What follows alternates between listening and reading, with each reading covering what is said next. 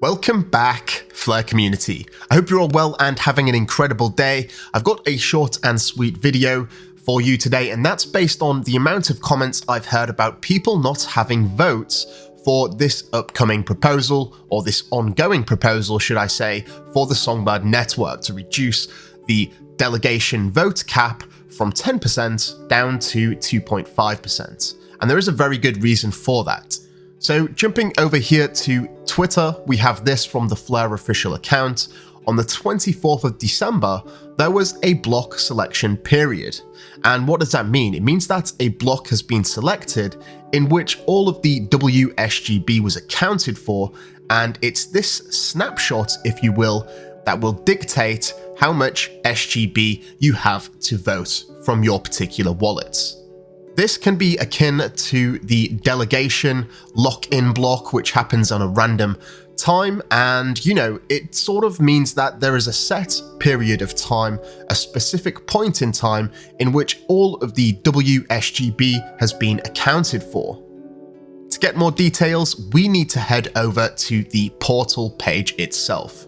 So this is the landing page here for voting. As you've seen before, we've got the governance proposals and my current votes. And I've already voted, but to get more details, we're going to have to jump into the actual proposal. So we can give that a click.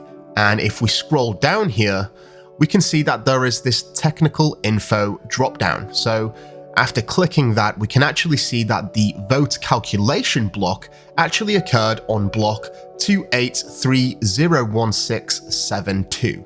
Now you may be wondering what the hell that means. It's not very readable for us humans, so what we can do is we can click this block, and you guessed it, we're going to put this into the Songbird Explorer. So this is the Songbird Explorer. And if we paste in the number there of the lock-in block, we can see that it's happened 4 days ago on December the 25th, that's Christmas Day, at 4:20 AM, and that's my local time. So what does this mean? It means that at this particular point, all the WSGB held in your wallet was accounted for and eligible to vote. I've also heard people say that they own WSGB, but they're not able to vote, and it's very likely that they've had their WSGB in some sort of DeFi application. So here I am on FLR Finance, and you can see that there are multiple pools which actually have SGB. And this one, for example, SGB to SFIN, it includes SGB, and for you to participate and provide liquidity within this pool, you need to provide some SGB, which will be wrapped, also known as WSGB. Now, similar to delegations, if you have your WSGB in a pool, it's not actually in your wallet, it's locked in a smart contract. And this is why you can't select your delegation and earn rewards from assets which are in a pool. Now, some DeFi applications, such as FLR Finance, actually delegate on your behalf from the smart contract. They then claim the Songbird rewards and then distribute using proprietary software. Now, the exact same principle applies to governance.